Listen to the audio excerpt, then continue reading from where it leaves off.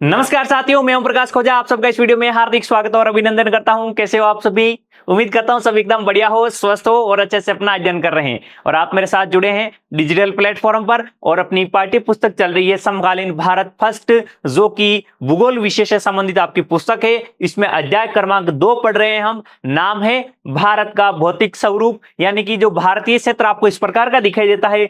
इस भारत के मानचित्र में यानी कि पूरे भारतीय भूख आपके पूरे भारतीय क्षेत्र पर जितने भी स्थलीय रूप दिखाई देते हैं, स्थल के जितने लक्षण दिखाई देते हैं, उन तमाम लक्षणों की हम विस्तार से चर्चा करेंगे इस पूरे अध्याय के दौरान। और इस वीडियो का आपका सेगमेंट रहने वाला है उत्तरी मैदान, यानी कि जो उत्तर भारत में स्थित मैदानी क्षेत्र हैं, उन मैदानी क्षेत्रों की हम चर्चाएं करने वाले हैं। जैसे कि आपको पता है कि उत्तर भारत में कुछ नदियां बहती है, जैसे आपके सिंधु, गंगा, यमुना, ब्रह्मपुत्र। इन नदियों के द्वारा निर्मित मैदानी क्षेत्रों की हम चर्चाएं करेंगे।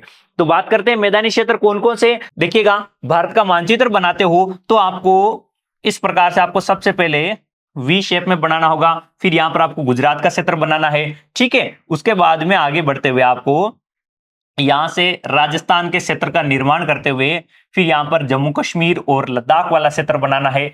और ये इस प्रकार से हम प्रत्येक वीडियो में भारत का मानचित्र बनाने का प्रैक्टिस करेंगे, ताकि आपकी भी और हमारी भी अच्छे से आपके मानचित्र बनाने की प्रैक्टिस हो जाए, ठीक है। हाँ, हमेशा हम आपको मानचित्र बनाया वाले कराते हैं, लेकिन कभी कभी हम आपको इस प्रकार से बनाते हुए भी सिखाएंगे कि भाई मानचित्र को किस प्रकार से बनाना है, ठीक है। आप भी हमेशा पेंसिल का प्रयोग करना। जब भी आपको ऊपर से मानचित्र आपको इस प्रकार से बिगड़ता हुआ दिखे ना, तो आप फिर से वापस आपको मिटाते हुए कुछ इस प्रकार से आपको तैयार कर लेना चाहिए, ठीक है। तो इस प्रकार का आपका जो भारतीय क्षेत्र है, इस भारतीय क्षेत्र में आप जब देखेंगे कि उत्तर भारत में नदियां किस प्रकार से प्रवाहित होती है। हम उत्तरी मैदान की चर्चा कर रहे हैं, तो हमने थोड़ा सा उत्तरी भारत को थोड़ा बड़ा बनाया है। उत्तरी भारत को थोड़ा बड़ा बनाने का कारण क्या है कि यहां पर हम नदियों को दर्शाएंगे तो हम भाई आसानी से दर्शा देंगे। जब हम दक्षिण भारत पढ़ेंगे तो हम थोड़ा सा दक्षिण भारत को बड़ा करते हुए दक्षिण भारत की क्षेत्रों को आपके बड़ा करते हुए दिखा देंगे, ताकि उसको हम आसानी से आपके इसमें कुछ अंकित कर सके। अब देखो, आपने यहां पर पढ़ा है कि भाई इस प्रकार से यहां पर हिमालय पर्वतमाला का विस्तार है। हिमालय का विस्तार पढ़ रखा है आपने, किस प्रकार से हिमालय उत्तर में विस्तृत है। यहां से कुछ नदियां निकलती है, जैसे यहां से एक नदी निकलती है, आपने ब्रह्मपुत्र नदी को पढ़ा है, ठीक है। ये आपके यहां से सिंधु नदी निकलती है, सिंधु नदी। यहां से एक नदी निकलती है ब्रह्मपुत्र नदी। कौन सी नदी है भाई? यहां से नदी निकलती है जिसका नाम है ब्रह्मपुत्र नदी, ठीक है। ब्रह्मपुत्र नदी यहां से निकलती है। फिर और कौन सी नदी निकलती है? और एक नदी निकलती है जिसका नाम है गंगा नदी। कौन सी नदी है भाई? गंगा नदी। अब गंगा नदी कहां से निकलती है? तो गंगा नदी आपके उत्तराखंड वाले क्षेत्र से निकलती है। इस प्रकार से भारत में बहते हुए फिर आपके यहां से आपके एक डेल्टा बनाते हुए विलय हो जाती है इस प्रकार से, ये बांग्लादेश की तरफ। और ये ब्रह्मपुत्र और गंगा नदियों के द्वारा डेल्टा का निर्माण करते हुए आपके बंगाल की खाड़ी में गिर जाते हैं। ये नदी कौन सी है? गंगा नदी। अब इन नदियों के द्वारा जो इन नदियों के आसपास के क्षेत्रों में जलोढ़ मिट्टी का निक्षेपण करते हुए मैदान बनाए जाते हैं। और वो मैदानी क्षेत्र कौन सा है? तो वो मैदानी क्षेत्र देख के आप देखेंगे कि यहां पर आपके ये मैदानी क्षेत्र आ जाता है सिंधु की सहायक नदियों के द्वारा। ये क्षेत्र आ जाता है आपके गंगा नदियों और इसकी सहायक नदियों के द्वारा निर्मित। और ये वाला भाग आ जाता है आपके ब्रह्मपुत्र नदी द्वारा निर्मित। यानी कि जो ये व्हाइट कलर वाला जो मैं बॉक्स बना रहा हूं व्हाइट कलर के, ये सारे भाग आपके नदियों के द्वारा निर्मित मैदानी भाग है, ठीक है। इन्हीं मैदानों की हम विस्तार से चर्चाएं करेंगे। तो देखिएगा, जब उत्तरी भारत के मैदानों की बात करोगे, यानी कि उत्तरी मैदानों की आप चर्चा करोगे, तो इन 3 नदियों के द्वारा निर्मित मैदान आते हैं, सिंधु, गंगा और ब्रह्मपुत्र। ये नदियां कहां प्रवाहित हो रही है? तो ये रही आपकी सिंधु नदी, ये आपके ब्रह्मपुत्र नदी और ये गंगा नदी। जिसमें से सिंधु नदी तो आपके पाकिस्तान में चली जाती है, लेकिन सिंधु नदी की सहायक नदियां आती है यहां पर झेलम, चिनाब, रावी, व्यास और सतलज। कौन सी नदियां आती है भाई? सिंधु की सहायक नदियां। यहां से देखिएगा आपके झेलम, चिनाब, रावी, व्यास और सतलज नदियां इस प्रकार से प्रवाहित होती है। इनके द्वारा निर्मित मैदान आपके पंजाब और हरियाणा वाले क्षेत्रों में देखने को मिलता है। तो इन नदियों के द्वारा निर्मित मैदानों की हम चर्चाएं करेंगे। तो इन मैदानों का निर्माण कैसे हुआ है? तो ये जितने भी मैदान आपको दिखाई दे रहे हैं सिंधु, गंगा, ब्रह्मपुत्र के, इनका निर्माण हुआ है जलोढ़ मिट्टी के निक्षेपण से। अब जलोढ़ मिट्टी क्या होती है? जब नदी पहाड़ी भागों से उद्गमित होकर मैदानों की ओर प्रवाहित होगी, तो वो अपने साथ में मिट्टी का अपर्दन करते हुए, यानी कि मिट्टी का कटाव करते हुए, उसको अपने साथ में बहा कर ले जाती है। और बाढ़ के समय में, यानी कि जब नदी में पानी की मात्रा अधिक आ जाती है, तो उस जलोढ़ मिट्टी जो अपर्दित करके अपने साथ में लाई थी, उसको बाढ़ के पानी के साथ में पूरे एक विस्तृत क्षेत्र में फैला देती है। और वहां पर आपके उसमें जो आपके अपर्दित उत्पादित पदार्थ होते हैं, मिट्टी होती है, वो सारी की सारी उन मैदानी क्षेत्रों में जमा हो जाती है, जिसे हम जलोढ़ मिट्टी कहते हैं। और ये जलोढ़ मिट्टी एक अत्यधिक उपजाऊ मिट्टी होती है। ये जलोढ़ मिट्टी क्या होती है? अत्यधिक उपजाऊ मिट्टी होती है, जिस पर कृषि कार्य करते हैं तो फसलें बहुत ही अच्छी पैदावार, फसलों की बहुत ही अच्छी पैदावार ली जा सकती है। अब ये जो निर्माण हुआ है, ये जलोढ़ मिट्टी का निर्माण हुआ है भाई, एक साल में तो निक्षेपण होता नहीं है। हाँ, साल दर साल इसमें थोड़ा थोड़ा निक्षेपण होते हुए ये लाखों वर्षों से हिमालय की तलहटी में इस प्रकार से जलोढ़ मिट्टी का निक्षेपण किया जा रहा है। जो ये तीनों नदियां हैं, ये नदियां लाखों वर्षों से यहाँ पर प्रवाहित हो रही है और बाढ़ के मैदानों का निर्माण कर रही है जलोढ़ मिट्टी का जमाव करते हुए। तो वो पहले तो ये जो पूरा जो नदियों वाला क्षेत्र है, नदियों वाला क्षेत्र कौन सा? जैसे पंजाब हरियाणा का क्षेत्र, फिर आपके इधर उत्तर प्रदेश, बिहार झारखंड के कुछ भाग, फिर पश्चिम बंगाल के भाग, ये असम नदी घाटी वाला क्षेत्र, ये सारे के सारे क्षेत्र पहले एक निम्न गर्त थे। यानी कि वर्तमान में तो आप समतल मैदान दिखते हैं, लेकिन पहले ये एक गड्ढे की समान आपके गहराई वाले भाग थे। लेकिन लाखों वर्षों से यहाँ पर नदियों के द्वारा जलोढ़ मिट्टी का निक्षेपण करते हुए इस मैदान को एकदम इस पूरे भूभाग को आपके एक गड्ढे का नुमा भाग था, उसको पूरा समतल बना दिया गया है। ठीक है, तो इस प्रकार से यहाँ पर उपजाऊ जलोढ़ मैदानों का निर्माण हुआ है। इसका क्षेत्रफल कितना है? तो ये 7 लाख वर्ग किलोमीटर क्षेत्रफल में फैला हुआ है। जिसकी लंबाई चौड़ाई कितनी है? तो इसकी लंबाई आती है 2400 किलोमीटर, यानी कि जितना लंबा हिमालय है उतना ही लंबा ये मैदानी भूभाग है। और इसकी चौड़ाई कितनी है? तो इसकी चौड़ाई आती है आपके 240 से लेकर 320 किलोमीटर, यानी कि 240 किलोमीटर चौड़ाई से लेकर 320 किलोमीटर तक चौड़ाई का ये क्षेत्र फैला हुआ है। ये घनी आबादी वाला क्षेत्र है। अब घनी आबादी का क्षेत्र मतलब कि भाई यहाँ पर लोग अधिक निवास करते हैं। लोग अधिक निवास क्यों करते हैं? क्योंकि एक समतल भूभाग है, यहाँ पर नदियों के द्वारा पर्याप्त पेयजल आपूर्ति हो जाती है।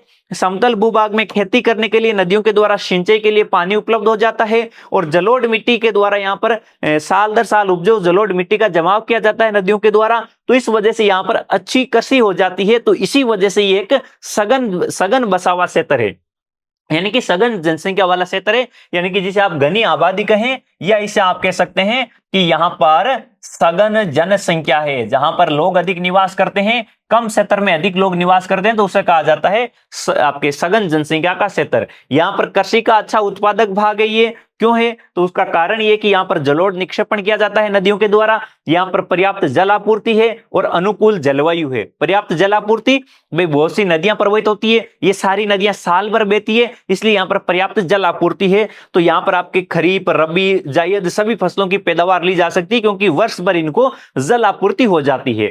अनुकूल जलवायु का मतलब क्या है? कि यहाँ पर देखिएगा आपके स्पष्ट ऋतु विभाजन देखने को मिलता है। भाई सर्दी में सर्दी, गर्मी में गर्मी और वर्षा ऋतु के दौरान अच्छी वर्षा हो जाती है। और यहाँ पर जो उत्पादित की जाने वाली फसलें हैं उनके अनुकूलतम जलवायु पाई जाती है। जैसे आपके जून, जुलाई, अगस्त, सितंबर वाला ये महीने हैं, जिसमें यहाँ पर चावल, ज्वार, गन्ना, कपास ऐसी फसलें बोई जाती है। इनके लिए अनुकूलतम जलवायु है। इसी प्रकार से जब आपके अक्टूबर, नवंबर, दिसंबर वाले महीने आते हैं, यानी कि शीत ऋतु का समय, तो उसमें यहाँ पर गेहूं, सरसों, चने इस प्रकार की फसलें बोने के लिए आपके अनुकूल दशाएं देखने को मिलती है। फिर आपके फरवरी, मार्च, अप्रैल वाले महीने आते हैं, तो उसमें आपके जायद की फसलें बोई जाती है। जैसे उसमें आपके खीरा, ककड़ी, तरबूज, खरबूज, सब्जियां, अन्य सब्जियां और आपके ये चारा फसलें बोने के लिए भी अनुकूलतम दशाएं देखने को मिलती है। तो इस वजह से यहाँ पर अनुकूलतम इस प्रकार की जलवायु पाई जाती है, जिस वजह से कृषि का अच्छा उत्पादन होता है और इसी वजह से यहाँ पर सघन जनसंख्या पाई जाती है। अब देखिएगा, जो ये मैदानी भाग आपको दिख रहे हैं, कौन से मैदानी भाग? जो कि आपके पंजाब हरियाणा में फैले हुए हैं। कुछ भाग आपके इधर पंजाब हरियाणा में जो सिंधु की सहायक नदियों के द्वारा बने हुए हैं, और कुछ भाग आपके जो फैले हुए हैं उत्तर प्रदेश, बिहार, आपके झारखंड के उत्तरी भागों में से कुछ एक झारखंड के भाग, और फिर आपके पश्चिम बंगाल का क्षेत्र, और एक आ जाता है आपका असम में आपके ब्रह्मपुत्र घाटी का क्षेत्र। तो इन राज्यों में जो ये समतल मैदानी भाग फैले हुए हैं, इनको देखने में तो आपको ये लगता होगा कि ये समतल भाग है, लेकिन पूरे एकदम सपाट नहीं है। इसमें भी बहुत सारे अलग अलग आकृतियां पाई जाती हैं, यानी कि विभिन्न उच्चावच पाए जाते हैं, विभिन्न उच्चावचीय लक्षण पाए जाते हैं, यानी कि कुछ आपके छोटे लक्षण आपको देखने को मिलते हैं। अब वो लक्षण कौन कौन से होते हैं? तो देखिएगा, इससे लक्षण होने के कारण क्या हो सकते हैं। देखो, यहां पर देखो, एक तो देखो पहाड़ों से जब नदियां उतरती है, देखो पहाड़ी बाग है, उस पहाड़ी बाग से नदियां उतरती है तो वो आपके अपर्दन का कार्य करती है पहाड़ी बाग में। देखो जब ये पहाड़ी है, ये पहाड़ है, मान लीजिएगा कि ये आपको इस प्रकार का पहाड़ी बाग है, ठीक है। अब इस पहाड़ी बाग से आपके ये पूरा मैदानी क्षेत्र आ जाता है आगे, ठीक है। मैदानी क्षेत्र के आगे फिर आगे आ जाता है यहाँ पर समुद्र आ जाता है। यहां पर क्या है, समुद्र आ जाता है, जहां पर नदी जाकर अपना पानी उड़ेलती है। ये मैदान है और ये क्या है, यहां पर पर्वत। पर्वत कौन सा, जिसे आप हिमालय पर्वत कह सकते हैं, ठीक है, जहां से नदियां निकलती है। अब जब यहां से नदी निकल रही है तो जब ये पर्वतीय क्षेत्रों में है, नदी कहां है भाई, जब तक इन्हें पर्वतीय क्षेत्रों में है, तो इन पर्वतीय क्षेत्रों से तो नदी जब निकलेगी तो भाई अपर्दन करती चलेगी, अपर्दित करती चलेगी, तो कुछ अपर्दित पदार्थ अपने साथ में लेकर जाएगी। भाई जिस मिट्टी का अपर्दन करेगी उसको अपने साथ में लेकर जाएगी, उसका परिवहन करेगी। और जैसे जैसे आपके ढलान अधिक रहेगी तब तक तो उसका परिवहन होता जाएगा, लेकिन जैसे ही मैदानी क्षेत्रों में प्रवेश करेगी तो इसका ढलान कम हो जाएगा। ढलान कम होगा तो भाई इसका परिवहन करने की क्षमता कम हो जाएगी। परिवहन करने की क्षमता कम हो जाएगी। क्षमता कम कैसे होती है, जैसे मान लीजिए आपके कोई साथी हैं, जैसे आपको आप हैं तो आपको क्या किया कि आपके साथी ने, आप स्कूल से जा रहे हैं बैग लेकर, पीछे आपके बैग टंगा हुआ है, आपके एक साथी ने आपके ऊपर एक बैग और लाद दिया कि तू मेरा भी बैग ले ले। एक साथी ने आपके ऊपर और लाद दिया, यानी कि आपको 2 बैग था तब तक आप और ले रहे थे, एक और, यानी कि 3 बैग हो गए, 4 बैग हो गए। फिर आपकी क्षमता धीरे धीरे आप चल रहे हैं, लेकिन अचानक से आपके सामने, आपके पहले तो ढलान थी, तब तो आपको चलने में समस्या नहीं आ रही थी, लेकिन जैसे हल्की सी आपके जैसे तालाब के पास में ऊपर चढ़ाई आती है तो उस चढ़ाई पर चढ़ते समय आपको कुछ समस्या हो रही थी, तो आपने अपने सारे बैग अपने आसपास गिरा दिए कि तुम जानो, तुम्हारे बैग जाने, मेरे से नहीं लाए जाते हैं। क्यों, क्योंकि अब आपको उनको बैग को अपने साथ में परिवहन करने की या ले जाने की क्षमता नहीं रही। इसी प्रकार से जब नदी के जब आपके मैदानी क्षेत्रों में आती है तो अपर्दित पदार्थों को अपने साथ में प्रवाहित करने की क्षमता कमजोर हो जाती है। जब इसकी क्षमता समाप्त हो जाती है तो ये अपने इन पदार्थों को छोड़ती जाती है। जैसे आपने बैग फेंके हैं, साइड में डाले हैं, उसी प्रकार से ये इन पदार्थों को छोड़ती हुई जाती है। तो इस नदियों के द्वारा विभिन्न, ये जो छोड़ने की प्रक्रिया है इसको कहते हैं निक्षेपण प्रक्रिया। ये क्या होता है, ये निक्षेपण का कार्य होता है। जो अपर्दित पदार्थों को जमा देते हैं, अपर्दित पदार्थों को अपने से दूर हटा देते हैं, उनका निक्षेपण कर दिया जाता है। अब निक्षेपण करेंगे तो बहुत सी छोटी छोटी स्थलाकृतियां बनेगी। उन स्थलाकृतियों को आप जैसे उसके नदी के मार्ग, निचले मार्ग में बनते हैं लगातार, यानी कि यहां से जो आपके पर्वतीय ढाल से नीचे उतरती है, जिससे पर्वतीय ढाल वाले क्षेत्र को हम क्या कहते हैं, गिरिपद कहते हैं। गिरिपद मतलब, गिरी का मतलब पर्वत होता है, पद का मीनिंग पैर होता है, यानी कि पर्वत के पैरों में आपके सबसे कम ढलान होगी पर्वत की, तो वहीं से ये निक्षेपण करना प्रारंभ करेगी। पहले ये बड़े बड़े पत्थर लेकर आएगी, उनका निक्षेपण करेगी, फिर उनसे छोटे पदार्थों का, उनसे छोटे पदार्थों का, और जो सबसे लास्ट तक डेल्टा वाले भाग में जाएगी सब तब, यानी कि जो नदी जब समुद्र में गिरेगी उससे पहले आपके एक डेल्टा का निर्माण करती है जो छोटी छोटी शाखाओं में विभाजित होकर, तो यहां पर आपके सबसे महीन से महीन बारीक मिट्टी का जमाव समुद्र के किनारे पर ले जाकर करती है। तो इस प्रकार से नदी अपने मार्ग में विभिन्न आपके भागों का निर्माण करती है। अब जो सबसे छोटा, सबसे आपके समुद्र वाला भाग है उसकी ढलान सबसे कम होती है, तो यहाँ पर आपके सबसे बारीक मिट्टी का जमाव होता है। तो नदियों के द्वारा कई बार यहाँ पर जो समुद्र तट के क्षेत्र पर यहाँ पर छोटे छोटे से द्वीपों का निर्माण कर दिया जाता है, छोटे छोटे द्वीपों का निर्माण कर दिया जाता है, ठीक है। तो इसी प्रकार से आपके यहाँ पर ये द्वीप निर्मित हो जाते हैं। जब आप द्वीपों की बात करते हैं ना, तो देखो एक तो कुछ नदियां आपके समुद्र के तट पर ले जाकर द्वीप बनाती है, लेकिन कुछ नदियां ऐसी है जो आपके अपने मार्ग में ही द्वीप बना देती है। जैसे जैसे ब्रह्मपुत्र नदी है, ब्रह्मपुत्र नदी जो कि आपके तिब्बत के पठार से उद्गमित होकर आपके भारत में प्रवेश करती है अरुणाचल प्रदेश से, फिर अरुणाचल प्रदेश से असम राज्य में आती है, तो असम राज्य में एक मांजुली द्वीप का निर्माण करती है।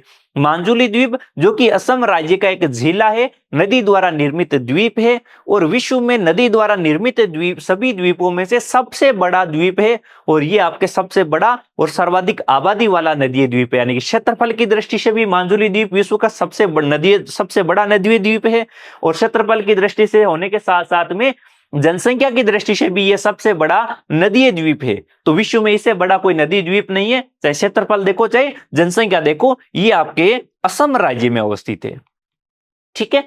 इसी प्रकार से गंगा नदी के द्वारा आपके जो डेल्टा भाग है वहां पर आपके सागर द्वीप नामक एक द्वीप का निर्माण किया गया है। गंगा नदी का द्वीप कहां बना हुआ है, वो आपके डेल्टा क्षेत्रों में आपके बना हुआ है, वहां जाकर आपके बंगाल की खाड़ी वाले क्षेत्र में जाकर, ठीक है। अब देखो ये नदियां अपने निचले मार्ग में कई चैनलों यानी कि छोटी छोटी शाखाओं में वितरित हो जाती है, छोटी छोटी शाखाओं में विभाजित हो जाती है। उसका कारण क्या है, उसका कारण है कि नदियों में गाद की मात्रा अधिक हो जाती है। गाद क्या होता है, गाद का मतलब होता है कि भाई नदियों में अवसाद, नदियों में अवसाद की मात्रा अधिक हो जाती है। इसे आप मलबा भी कह सकते हैं, मलबे की मात्रा अधिक हो जाती है। तो भैया मलबे की मात्रा अधिक हो जाती है, भाई नदी जब समुद्र में गिरती है, नदी का उद्देश्य क्या होता है, उसे जाकर समुद्र में गिरना होता है। अब समुद्र में गिरते समय सबसे कम ढलान रहती है एक तो, और वहां तक जाते जाते इसमें गाद अधिक हो जाता है, यानी कि अवसाद अधिक हो जाता है, तो उसको वहन करने की क्षमता कम हो जाती है। तो वो उस गाद को अपने आसपास के इन क्षेत्रों में छोड़ती जाती है और ये छोटी छोटी शाखाओं में बढ़ जाती है।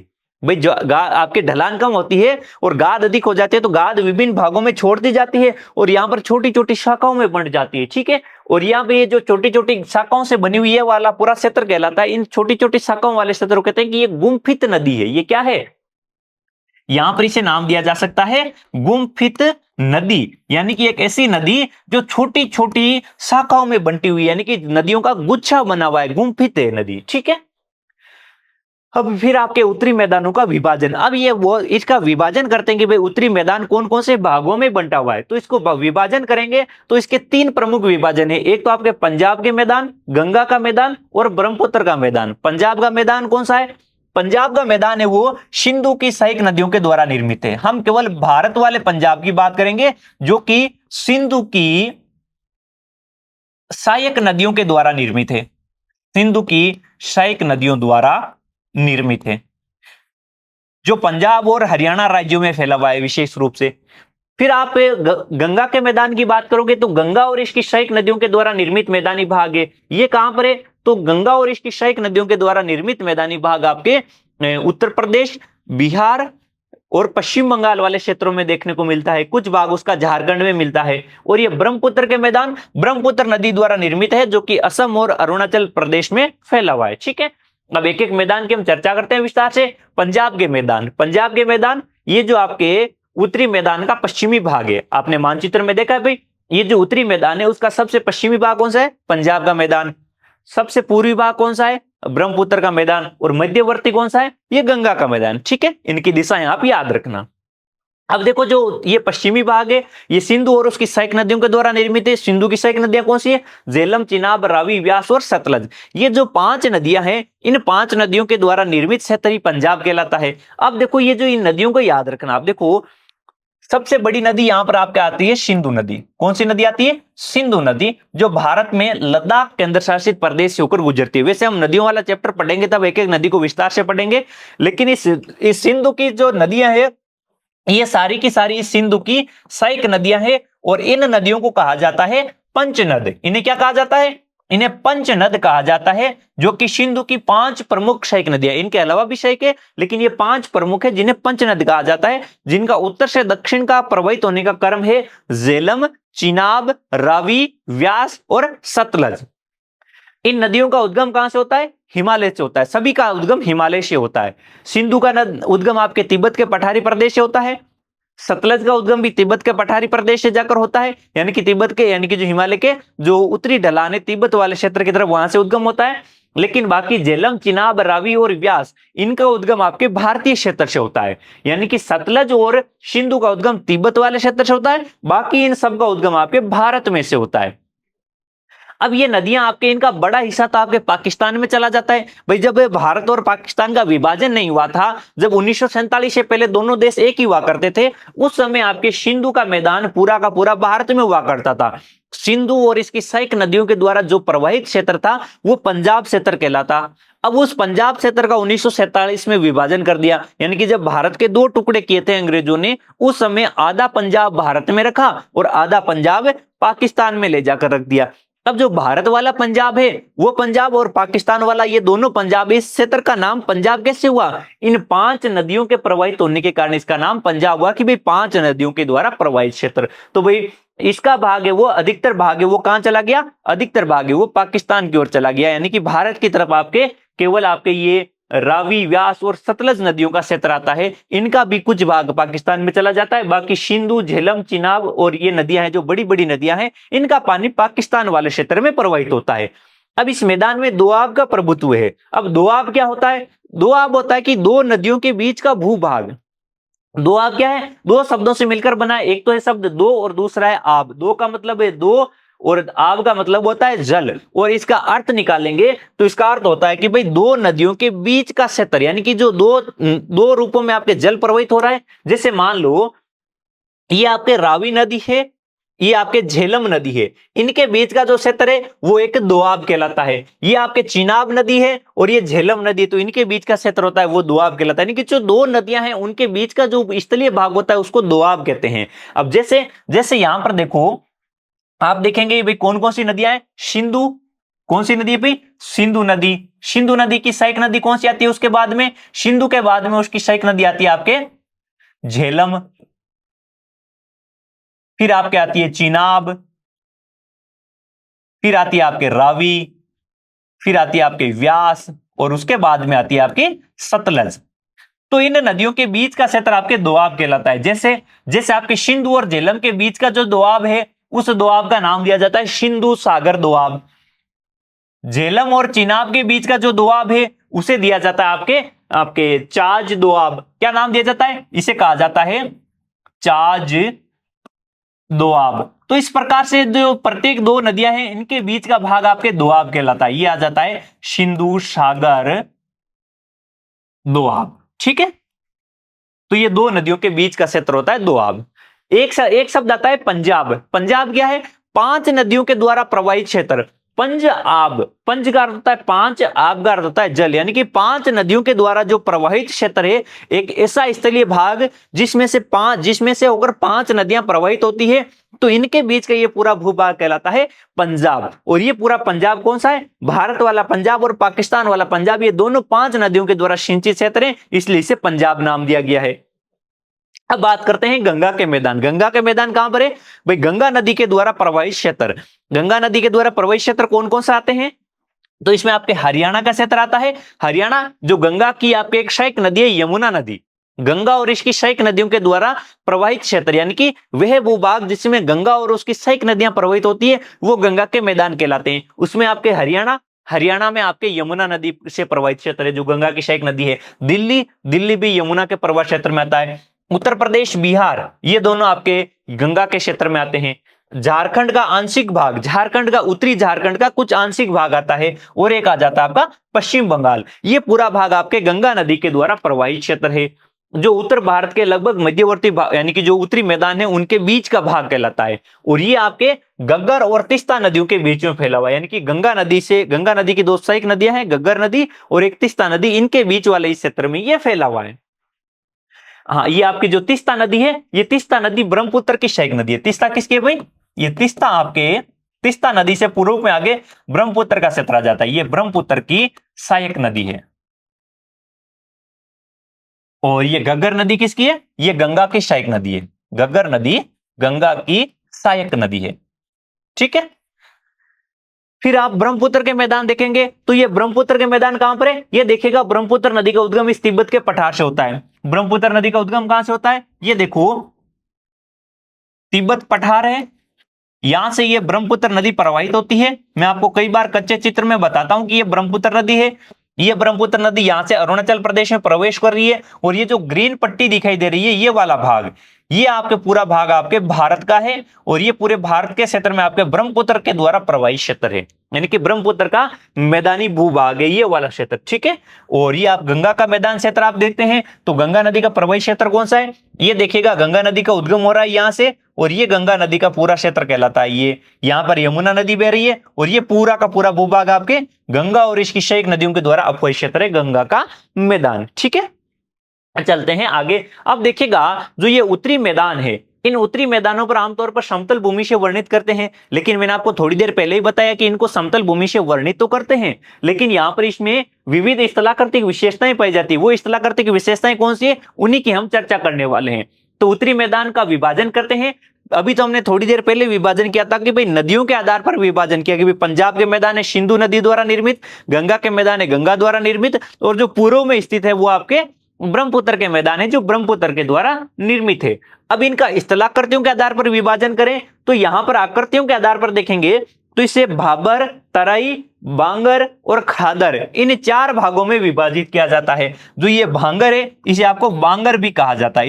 इसे क्या कहा जाता है? इसे भांगर या बांगर कहा जाता है। अब देखिएगा जो भाबर क्या होता है, जब देखो ये तो आपका हिमालय का क्षेत्र है, हिमालय क्षेत्र से नदी निकलती है, फिर यहाँ पर हिमालय से मैदानी क्षेत्रों की ओर प्रवाहित होते हुए यहाँ पर जाकर समुद्र वाले क्षेत्र में जाकर वो विलय होती है। जब समुद्र में विलय होती है उसके बीच में यहाँ पर इन चार भागों का निर्माण किया जाता है। जैसे इनकी दिशा देखेंगे तो आपके हिमालय के गिरिपद वाला क्षेत्र होगा, यानी कि हिमालय से नीचे उतरते ही जो पहले आपके भाबर का निर्माण करेंगे, फिर तराई का निर्माण होगा और उसके बाद में बांगर और खादर का निर्माण होगा। एक एक की बात करते हैं। भाबर क्या है, जब आपके ये पहाड़ी भागों से नीचे उतरती है नदी, तो पहाड़ी भागों में जब ये प्रवाहित हो रही थी तो जब पर्वत के आपके बड़े बड़े चट्टानों का, बड़े बड़े पत्थरों को तोड़कर आपके अपरदित करते हुए नदी के अपने साथ में लेकर जा रही थी और ये इन पदार्थों को अपने साथ में ला रही थी, तब तो यहाँ पर इनकी ढलान अधिक थी, तब तो इनको साथ में ले रही थी। लेकिन जैसे ही आपके यहाँ पर पर्वत से नीचे उतर जाती है, ढलान कम हो जाएगी तो इनको अपने साथ में नहीं ले जा पाएगी, तो यहाँ पर इनका जमाव कर दिया जाता है। और जो इनका यहाँ पर जमाव कर दिया जाता है बड़े बड़े गुट्टिकाओं का, इनको क्या कहते हैं, इन्हें कहा जाता है गुट्टिकाएं। गुट्टिकाएं क्या होती है, जैसे आपके पत्थर के समान के होते हैं, गोल गोल आकृति के, भाई जो पानी में आपके प्रवाहित होते होते लगातार वो घिसते हुए गोल हो जाते हैं, तो ये गुट्टिकाएं कहलाते हैं। इन गुट्टिकाओं का जमाव कर दिया जाता है और ये आपके जो हिमालय क्षेत्र है, यानी कि जो आपने हिमालय की जो विभिन्न श्रेणियां देखी है ना, जैसे आपने महान हिमालय देखा, उसी प्रकार से सबसे दक्षिण में आपने शिवालिक श्रेणी देखी, याद है ना भाई आपको, शिवालिक श्रेणी। अब इस शिवालिक श्रेणी से दक्षिण की तरफ यहां पर आपके इनकी आपके भाबर की एक पट्टी पाई जाती है। कितनी चौड़ी पाई जाती है, 8 किलोमीटर से 16 किलोमीटर चौड़ाई की, यानी कि इसकी चौड़ाई रहती है आपके 8 से लेकर 16 किलोमीटर चौड़ाई की जो पट्टी पाई जाती है, इसे भाबर कहा जाता है, यानी कि भाबर या बाबर कहा जाता है। और इसमें गुट्टिकाओं का जमाव पाया जाता है और इन गुट्टिकाओं के माध्यम अंदर से होते हुए आपके नदी प्रवाहित होती है। लेकिन इतनी सारी गुट्टिकाओं का जमाव यहां पर हो रखा होता है कि नदी का पानी है वो आपको दिखाई नहीं देता है, इन गुट्टिकाओं के नीचे से बहता जाता है, आपको लगता है कि नदी जैसे लुप्त हो चुकी है। इस प्रकार से नदी यहां पर लुप्त प्राय रहती है, आपको दिखाई नहीं देती है। अगला भाग आता है तराई। तराई क्या होता है, जैसे आपके ये गुट्टिकाओं वाला भाग समाप्त हो जाता है, यानी कि ये यहां पर आपकी शिवालिक श्रेणी है, यहां पर आपके ये भाबर वाला क्षेत्र है जहां पर आपके गुटिकाएं पर जमी हुई है और इनके नीचे से नदी आपके लुप्त रूप में प्रवाहित होती है। लेकिन इनसे आगे बढ़ते हैं तो यहां पर नदी आपको दिखाई देती है, छोटी छोटी धाराओं में, छोटी छोटी वाहिकाओं के रूप में दिखाई देती है और पूरे क्षेत्र में पानी फैला हुआ रहता है और ऐसा लगता है कि एक पूरा एक झील नुमा और दलदली क्षेत्र है। वह क्षेत्र कहलाता है तराई क्षेत्र, जिसमें नदियां पुनः आपके धरातल पर प्रकट हो जाती है, इसे कहा जाता है तराई। और ये तराई वाले क्षेत्र में आपके बहुत से वन संपदा पाई जाती है, बहुत से वन्य जीव जंतु पाए जाते हैं। तो यहां पर आपके एक नम दलदली और वनस्पति युक्त क्षेत्र निर्मित हो जाता है। कौन सा, नम दलदली और आपके वनस्पति युक्त क्षेत्र, यानी कि वन्य जीवों से भरा हुआ एक घना सघन क्षेत्र रहता है। अब जब 1947 में भारत आजाद हुआ तो भारत से एक अलग देश बनाया गया, पाकिस्तान। भारत से एक अलग देश क्या बनाया गया, पाकिस्तान। अब उस पाकिस्तान से कुछ लोग भारत की ओर आए थे, उनको लगा कि भाई पाकिस्तान आपके अच्छा देश नहीं बनेगा हमारे लिए, तो पाकिस्तान को छोड़कर कुछ लोग भारत की ओर में आ गए कि हमें तो भारत में रहना है, हम पाकिस्तान नहीं जाने वाले हैं। तो जो अपनी जमीन जायदाद पाकिस्तान में छोड़कर जो लोग भारत में आ गए थे, उनको रहने के लिए जगह चाहिए थी, तो उनको जगह प्रदान की गई। इन्हीं आपके तराई वाले क्षेत्र से वनों को काट करके उस क्षेत्र को कृषि भूमि में परिवर्तित किया गया कि ताकि यहां से जो पाकिस्तान से आए हुए शरणार्थी है उनके लिए यहां पर आपके आवास बनाए जा सके, यहां पर कृषि कार्य करने के लिए उनको खेती की जमीन उपलब्ध हो जाए। इस प्रकार से यहां पर प्रवासियों को बसाने के लिए वनों को काटकर कृषि भूमि और आवासीय भूमि में इसे परिवर्तित कर दिया गया। तो ये आपके आता है तराई क्षेत्र। फिर आगे आता है आपका बांगर, यानी कि जिसे आप भांगर या बांगर कहते हैं। अब ये क्या होते हैं, देखो जब आपके फिर तराई क्षेत्र से आगे नदी प्रवाहित होने लग जाती है, भाई ये तो था भांगर, भाबर था, भाबर के बाद में तराई है। अब तराई से आगे बढ़ते हैं तो नदी आपके अपने मार्ग में प्रवाहित हो रही है। जब नदी प्रवाहित हो रही है तो भाई नदी आपके समतल मैदानों से प्रवाहित हो रही है, ठीक है। अब जब नदी प्रवाहित हो रही होती है ये, तो इसके दोनों तरफ आपके बाढ़ के मैदानों का निर्माण होता है। बाढ़ के मैदानों का, यानी कि जब नदी में बाढ़ आती है तो नदी जलोढ़ मिट्टी का निक्षेपण करती है, तो वो मैदान बाढ़ के मैदान कहलाते हैं।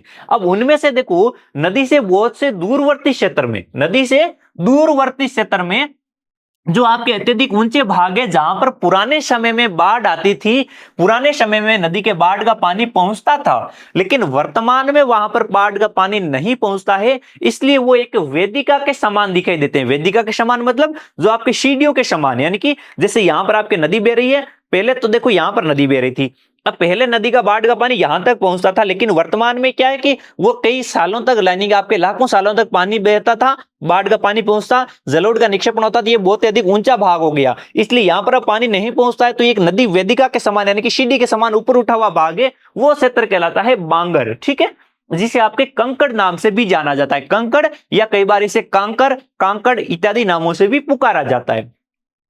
अब इसमें कैल्शियम या चूने के जमाव पाए जाते हैं। क्या होते हैं भाई? कैल्शियम का जमाव, यानी कि जिसे आप चूने के जमाव भी कह सकते हैं। ठीक है, ये ऐसे इसमें निक्षेपण पाए जाते हैं। दूसरा आता है आपके, अगला भाग आता है खादर। खादर क्या होता है? नदी के निकटवर्ती भाग है। खादर क्या है? खादर आपके इस नदी के जो निकटवर्ती भाग है, जिसमें प्रति वर्ष वर्तमान में नदी के द्वारा जलोढ़ का निक्षेपण किया जाता है, ये भाग आपके खादर कहलाता है, जिसमें साल दर साल नवीन मिट्टी का वर्तमान में जमाव कहते हैं, जमाव किया जाता है, वो खादर कहलाता है। और ये गहन कृषि के लिए आदर्श होता है। क्यों? क्योंकि यहां पर हर साल आपके नवीन मिट्टी जमा की जाती है, इसलिए यहां पर कृषि की पैदावार अच्छी ली जा सकती है। तो ये बाढ़ के नए मैदान या युवा जमाव कहलाते हैं। ठीक है, इसी के साथ इसी वीडियो का पूरा मैटर यहीं पर फिनिश होता है। और आपका लर्निंग आउटकम क्या रहा है, यानी कि इस वीडियो से आपने क्या सीखा है? तो आपने इसमें सीखा है कि भाई भारत के जो उत्तरी मैदान है उनकी भौगोलिक विशेषताएं क्या है और उनका विभाजन किस प्रकार से कर सकते हैं, ये तमाम बातें आपने इस वीडियो के दौरान सीखी। तो आपका छोटा सा टेस्ट हो जाए। पहला सवाल आपकी स्क्रीन पर, उत्तरी मैदान में मुख्यतः किस प्रकार की मिट्टी पाई जाती है? जो उत्तरी मैदान है भारत के, उनमें मुख्यतः किस प्रकार की मिट्टी पाई जाती है? काली मिट्टी, जलोढ़ मिट्टी, लेटेराइट मिट्टी या फिर लाल मिट्टी? तो सिंपल सा सवाल है। अभी हम बार बार बात कर रहे थे कौन सी मिट्टी का जमाव होता है, तो उत्तरी मैदान में आपके जलोढ़ मिट्टी का जमाव होता है।